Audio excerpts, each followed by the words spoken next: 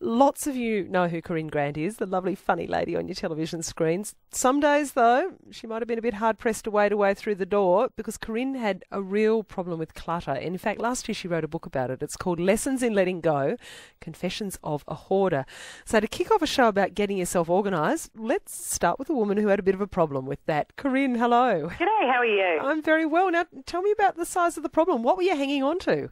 Well, just about everything. I think I was a hoarder in the sense that many people are, especially in Australia, I think in Western countries. You know, you've got everything's under the bed, you've got cupboards full of stuff, there's boxes in the sheds. It's just more stuff than you know how to organise. And you spend your time fiddling around with this stuff instead of actually getting on with your life. And what sort of stuff? What were you hanging on to? Oh, everything. I had a dried bunch of flowers that the first boy who'd ever kissed me had given me 10 years previously. And they were not dried flowers anymore. They were just dead sticks. And it's amazing, since writing the book, I've heard from 3 other women who've done the same thing. So I think it's quite a common thing to hold on to some dead bunch of sticks and call it a dried arrangement of flowers. It's actually really very embarrassing, isn't it? Yes, well, you know, if you're overly sentimental, and that's pretty much what my hoarding was, if you're overly sentimental, you just can't let go of those things. So is that why you were doing it? It was just the emotions that were attached to all these things? Yeah, that's what it is. And that's why the book's called Lessons in Letting Go, because you can't, it's all well and good for, you know, organising gurus to say, go into your wardrobe and throw everything out that you don't wear. But if you have an attachment to stuff, it's not as easy as that. You've got to get to the bottom of why you're holding on to things on a psychological level and then learn to emotionally let go. But gee, that's hard, isn't it? I mean, we've all got those dresses. We think, I looked fantastic in that. It was the night I met him. Or I just felt awesome in that particular dress, even though it's massively out of fashion and it'll never fit me again. Yeah, that's right. And I also do talk a little bit in the book about how de-hoarding your life is not about throwing everything out. It's just about making sure that you only keep the things that are truly meaningful and reflect the story of your life that you want reflected. And often, one item from a particular period of your life will be the thing that does that. I call it a time machine. You don't have to keep everything from the 80s. Just one hypercolour T-shirt will do. Now, how much did it actually get in your way? How annoying was it? It was pretty annoying. I moved at the point where it sort of came to breaking point for me was I broke up with a boyfriend and moved into a place that only had one cupboard. That'd do it. That would probably do it for most people, I think. But I just got to a point where there were boxes stacked on top of boxes because I just had no room to put anything, and it was starting to, impede on my life. And it's one of those things that you wake up every day and you're surrounded by unfinished business. And it's not a pleasant way to live, I think. You feel like the stuff is in control instead of you being in control of the stuff. So did you feel a bit weird about it? Were you aware that there was all this emotional stuff tied up with the junk and that if you were going to approach it, you'd have to remember, that bloke and that job you didn't get and all those things? Yeah, and the book is kind of my story of learning to let go and about some of those emotions coming up again. And it's not always pleasant. It is a journey and it does take a while to do, but the reward from doing it and sorting yourself out emotionally as well as, physically getting rid of the clutter is a really rewarding experience. Those television shows that tell you can do it in a weekend are giving you an unrealistic expectation. I think a lot of people try to declutter their entire house in one weekend and then feel like a failure when they don't. For me, it took a year. A year? Yeah, because, you just do it slowly and you just plod along and you do it bit by bit. You don't try and do everything all at once. Crikey, Corrine, I've got 4 children and I live in a house that my husband's grandparents built. It'll take us the rest of the decade to clear the place. Yes, that's the case. Yeah. So tell me, you moved into the flat with just one cupboard, and was there a big reckoning with yourself? Was there the moment when you thought, this is it, this is the point at which it really has to go, I can't make any more excuses?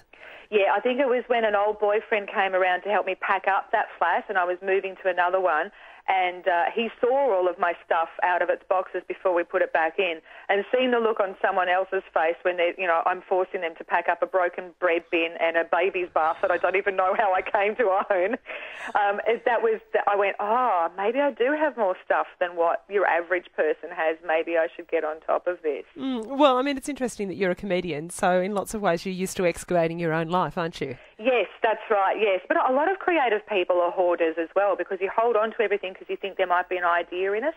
And there wasn't an idea in the baby bath? No, there really wasn't. It was genuinely one of those things that I still to this day have no idea how I came to own a baby's bath. I don't have a baby. Does anyone you know have a baby? No, I don't. It must have been in some share house, and I must have just picked it up and thought, oh, I'll just stick that in a box, and then it just stayed in the box. This would be useful one day. Yeah. Maybe. Maybe. Well, now somebody else has made use of it. It's gone to an op shop. So what did you do with all the stuff?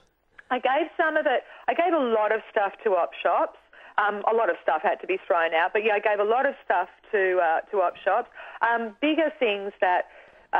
See, this is the thing too. It's not always junk that you're getting rid of. I had a beautiful antique mirror, but the person who gave it to me, every time I looked at it, there was kind of that negative memory associated with that person. But a beautiful, expensive mirror. A girlfriend of my cousin of mine collects antiques, so I gave that to her. So the more meaningful objects I gave to people that I knew would love them and appreciate them, and that was kind of a fun thing to do as well, give these things a second life. And what did the place look like when you'd finished?